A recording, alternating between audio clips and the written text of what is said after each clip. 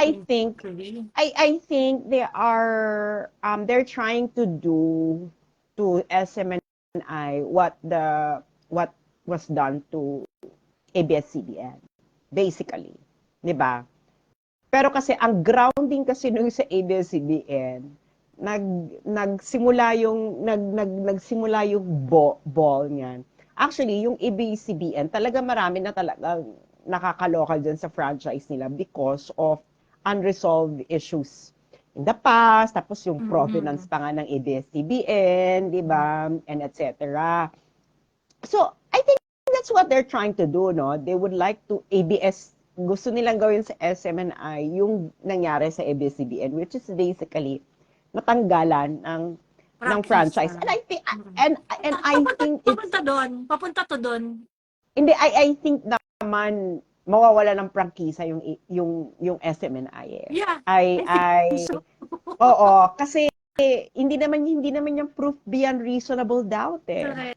It's really a game of numbers and actually kung mas madaling mapatumba, actually mas madaling matanggalan ng franchise yung SMNI over ABS-CBN kasi ang ABS-CBN this is a huge network owned by oligarchs na ang daming negosyo, ang daming malaki ang makinarya.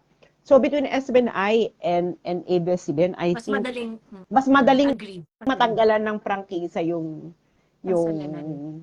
yung Mm. SMNI. Ano sabi nito? Watching from Canada. Hello, Canada. Hello, So, hello. so i-add niyo po ang ating biological woman co-host na si Joey Duviv every day na indiman ngayon sa mga kalalakihan. Charot. Anong, without giving so much details, Joey, what can you say na indiman ka ngayon sa mga kalalakihan? Naloka Anong ako? masasabi mo sa kanila? May jowa na po. Sa mga kalalakihan talaga. Sa mga kalalakihan. Nakakaloka. So, so ganito, no? Kasi ang naging issue niyan is yung sinabi ni Ka Eric about the 1.8 billion daw na travel expenses ni House Speaker Martin Romualdez. Mm. Na ngayon, because anonymous from unknown, hindi naman unknown, from an anonymous source na hindi niya pwedeng i-reveal kasi nga protektado yon eh. Mm. Pero, di ba yung abogado ba yun ni Atom Araulio, yung nagsalita na meron pong exception kung ano Yeah. daw, Mm. kung i-deem niyo daw ito na national security issue. Security, yes. National Oo. secure national security issue. But is it national? Doon tayo mag-umpisa. Eh, parang, yeah, there is an exception, pero why is it a national security issue? Kaso papapunta doon, kasabi ni Ka Eric, is galing daw, nagtatrabaho daw sa Senado yung nag-reveal. So, Mm. this must be a whistleblower. Mm. Kung gano'n. Pero sabi nila is, hindi naman daw totoo, Joey, na 1.8 billion. Kasi ang travel expenses lang daw ni Martin Romualdez ngayon hanggang from January to November 30 is 4 million. And ang buong House of Representatives, parang 34, 2.66. 2.66 hindi, billion. Ah, yung sinabi niya doon, nung accounting, nung under oath 39 na sinabi nung, million yung nagastos lang nila. 39 oo, million, so oo. combination, House Speaker, and all, can you imagine all of, ilan ba sila? Ilan ba member ng 311 House? ngayon. 311. House Speaker plus 311 congressmen plus their staff, ang nagastos lang daw ay 39 39 million million. together. Together. So, mag-accounting tayo ah. So, 39 minus 4 is 30, sabihin natin 35 million. So, Mm. ilan sila? 311 sila ngayon. So, 311. 310. So, kung ganon, 35 million divided by 11, Maniniwala ba kayo na ang bawat isa sa kanila ang nagastos lang for travel expenses including their staff ay 112,903 from January to November? Diyos me! Di ba nag-Dubai sila? Saan nila kinuha yung pera pampa-Dubai nila? Kung 112,903 per. So, yun yung sinabi, 39 million. Pero ang nakalagay sa 2023 GAAI, 2.66 billion pesos. ulitin po natin mga kababayan, Mm-mm. ang hindi po ito anonymous source, hindi po galing sa Senado ang source namin. Ang galing po ang sa source namin ay sa 2023 GAA na makikita nyo po sa website ng DBM. So this is public document. So ang traveling expenses na ni-request nila for 2023 ay 2.62 billion 666 million pesos. So kung ganon, ilan ang underspending? Magkano ang underspending? So po, ano mga nasa 90 plus? 95? Hindi, ilang, magkano? Magkano? 95%? So kung 35 yon, 1 billion 900 1 billion Ang underspending nila is hindi pa nila nagagastos ang 2 billion 26 million sa kanilang traveling expenses. mm Kasi isarado natin 40 million. So 2 billion kasi 66 million. ano nga pala 2.6. Oo. 2.066, hindi 2.62. 2.066. Okay. Bakla mali yung math. 2 billion 66 million. Di ba 2066? Kaya nga 2 billion 66 million. Minus 40 million. Minus 40 million. 1, 2, 3. Tama. So, ang hindi pa nila nagagastos, 2 billion 26 million. Oo. Girl, bakit ka nag-request noong sa 2023, ng 2 billion. diba? Ng 2 billion 66 million for traveling expenses. Pero kailangan mo lang naman palang gastusin ay 40 million. This is magtatapos na yung taon, November na, di ba? Magtatapos na yung taon. So, ibig sabihin, girl, grabe yung underspending mo, underutilization of funds. Hindi to po pwede. Correct. So, ibig sabihin, dapat, ang House of Representatives, next year, you're just going to request around 40 million 40 million levels. Oo. Exactly. Exactly. Diba? So ganito can you imagine naipit na sila doon Naipit na sila doon, Joey Na-reveal nila, November 30, ang nagagastos pa lang nila is 40, sarado natin ng 40 million for traveling expenses. So dapat, meron silang ibalik sa kaban ng bayan na 2 billion 26 million. 6 million, oo. Siyempre may December pa, no? Sabihin natin makagastos sila ng another 40 million. Bex, 1 billion 920 million pa rin yun. So, ibig sabihin, alam nyo guys, hindi ito magandang balita. Sabihin ng mga tao na, ay, ang laki naman ng savings. Girl! Hindi po ganun. Hindi po, yung savings po sa gobyerno ay hindi po nakakatuwa. Okay? Bakit? Kasi ibig sabihin Ipaliwanag mo.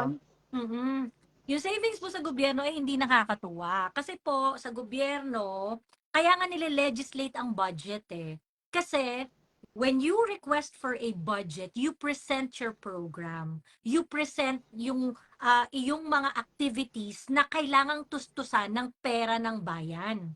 Okay? So, ibig sabihin, kapag nag-request ka, you are expected to utilize it. Okay? There may be some exceptional reasons why you weren't able to spend such money, ganyan-ganyan. Meron namang tayong mga rules and procedure para ma-extend yung validity ng pera and things like that, ganyan-ganyan. Pero as a general rule po, ang pera na ibinigay sa'yo for a fiscal year is expected to be consumed within the same period. Kasi po, kung hindi mo yan gagastusin, dapat iniligay na lang natin yan sa ibang mga proyektong mapapakinabangan ng Pilipino.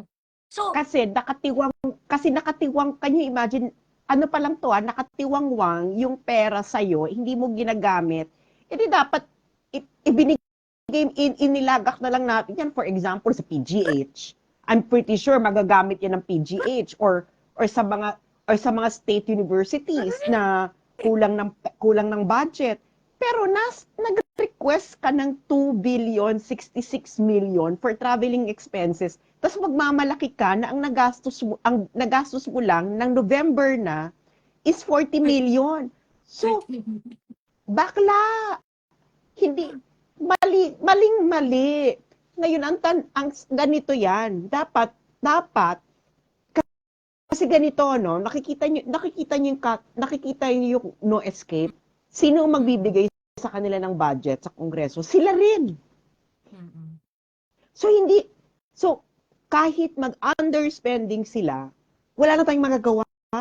Kasi wala namang hire sa kanila na magsasabi na hindi ka na pwede ng 2 billion. Dapat 100 million ka na lang maximum.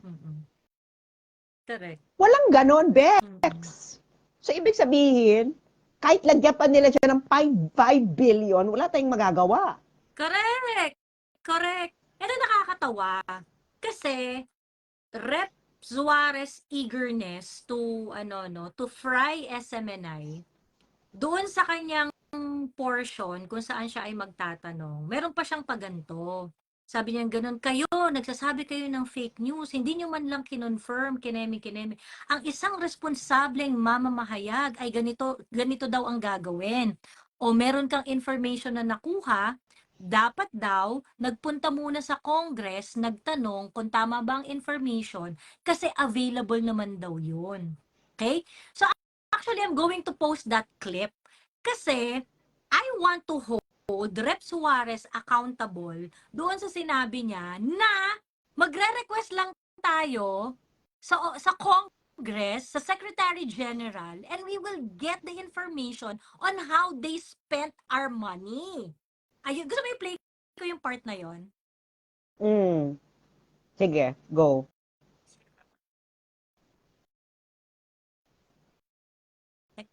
Teka.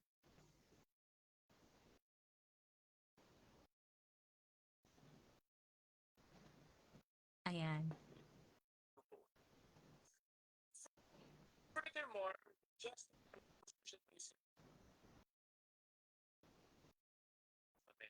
hindi po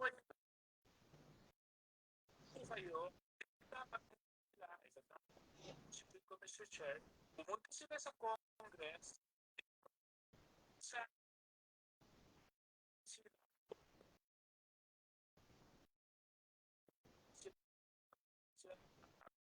na-report ganito gastos at malaman ano ba talaga sa kanila ilabas kung ano yung nilalaman ng kanilang report. Yun. Sabi niya, dapat raw pumunta tayo sa tanggapan ng Congress, magtanong kung paano nila ginasta ang pera bago raw tayo maglabas ng impormasyon. Yun naman pala, tanong kami ng tanong sa inyo. Kailan ba tayo nag-start mag-hashtag MOOE? Hindi mo pera yan. October. 1 month na, over 1 month na. So, ang kailangan pala, Rep. Suarez, pupunta sa tanggapan ninyo para magtanong at ibibigay ninyo ang information. Mag-drive nga ako papunta Batasan. Hindi, bakit? Bakit kailangan pang tanungin sa inyo? Bakit ang US Congress available naman? Online. Up to the last centavo. Ano bang ito Congressman Congressman Suarez, ha, mas mahirap ba yung trabaho ninyo kaysa sa US Congress? True. Sinong mas mahirap ang trabaho, 'di ba? Mm-mm. So, so yun ang ano, yun na ang eksena. Mm. Pero ang ganap-ganapan, girl, ay eto. Mm. Bakit nila pinipilit si Kim, si Kuy, Ka ka Eric. Eric, Oo. na ilabas ang kanyang source? Actually, yun ang hindi ko gets. Yun yung hindi ko gets. Mm, Ah, mm. bakit anong point? Bakit gusto niyo malaman kung sino? Eh, unang-una, hindi ba dapat kapag kausaping pera ng bayan, the burden of proof is always on the government official. 'Di ba? I Mm. mean, the best way para gusto nyong tablahin yung mga host ng SMNI na sinasabi nyo na nagpedal ng fake news, hindi ba dapat isampal ninyo yung resibo sa amin? 'Di ba? Ah, I don't think it is unreasonable to suspect, no, kung paano nyo ginastos yung pera natin. You know, the money that you have for travel expenses is 2.6 plus billion. Yung claim is 1.8 billion sa office lang daw ni Martin Romualdez ng House Speaker. Okay. Mm. Paano siya naging defamatory? Yung hindi ko gets eh. Kasi pag, for example, let's say it is true. Let's say it is true that 1.8 is from the office of Martin Romualdez. Eh, hindi nga natin alam eh. Maaaring nasa tab lang yun ni Martin Romualdez, pero iba naman palang opisina yung nakinabang. 'Di ba? But all you need to do is to explain. 'Di ba? All you need to do is to explain. Like for example, di ba naka-system of certification kayo diyan? So it's very possible that yes, this is how much we spent. And sa totoo lang, kung na-spend mo yung 1.8 na yon, and it is within your budget, and and it is spent in accordance dun sa programa ninyo, ano problema dun? Ba't kayo aray? 2 billion yung budget ninyo. 1.8 yung hinahanap sa inyo. 'Di ba? Why is Congress accepting it as if it is a de facto defamatory statement when in fact the money is well within your budget? 'Di ba? Kaya nga, saka ano eh, ang ano ko diyan is, Na parang, bakit defamatory na ang na-spend mo is 1.8 billion? Hindi naman sinabing ninakaw mo. Correct. Hindi, ano Diba? nga, If hindi, you have hindi, di ba? you have 2.6 billion, you requested for it. So ibig sabihin, 2.66. Hindi siya 2.6 billion. Kasi 2.6 billion is 2.66. 2.066. 2.066. Oo. 2.66. Kasi 2.6 is 2 billion 600 million. Ito 2 billion 66. 66 Oo. million, Yun. yes. 2 billion 66 million. Yun. Meron kang 2.066 na budget. So very well assume that you're going to spend that much, right? Ang ina-assume sa inyo is ginastos yung 1.8, which is well within your budget. Ang sinasabi is it is under the tab of Martin Romualdez. Okay? That is used under the tab of Martin Romualdez. Okay. Let's say it is true. Let's say it is true na baka imputed dun sa office niya. Maring sabihin ni Martin Romualdez, well, it is the budget of the Congress. Ako lang yung pumipirma dyan, pero lahat ng opisina nakinabang dyan para sa travel expenses niya. Sa akin lang Hindi. dumaan. Diba? Hindi, Pwede kasi naman nga, ganun eh. kasi nga, 2.62 billion 66 million ang nakalagay sa 2023 GAA sa Kongreso. Ibig sabihin, noong budget hearing yan, or whatever, hindi naman ata nagpa-budget hearing for Congress, no? Basta bahala na lang sila maglagay dyan. Di ba, meron bang budget hearing ang Kongreso? As in, uupo sila dyan at uusigin, wala. So, nilagay nyo dyan sa batas, sa GAA law, di ba? Noong para sa 2023, inilagay nyo dyan is 2,066,000,000 para sa traveling expenses nyo lang. Tapos, sasabihin nyo sa amin ngayon, November 30 na, 1 month na lang, ang kaya nyo lang palang gastusin sa isang taon sa travel ay 40 million. Actually, yung hearing actually is it actually led to more questions than answers. 'Di ba? Budget Ang utilization tanong, nila. oo, budget utilization. Ibig sabihin, ano nga kayo? Inefficient kayo. Correct. At hino-hoard ninyo yung pera.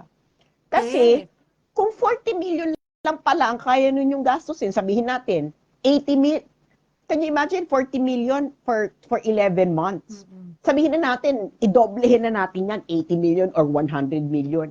Bakit ang ni-request ninyo ay 2,066,000,000?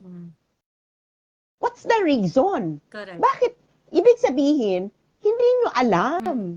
Ano yun? O hindi, kailangan natin ng 2,066,000,000.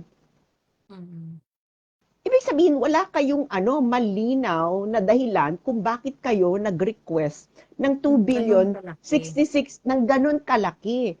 Ang kaya nyo lang pala, ang magagastos nyo lang pala for 11 months ay mga 40 million lang.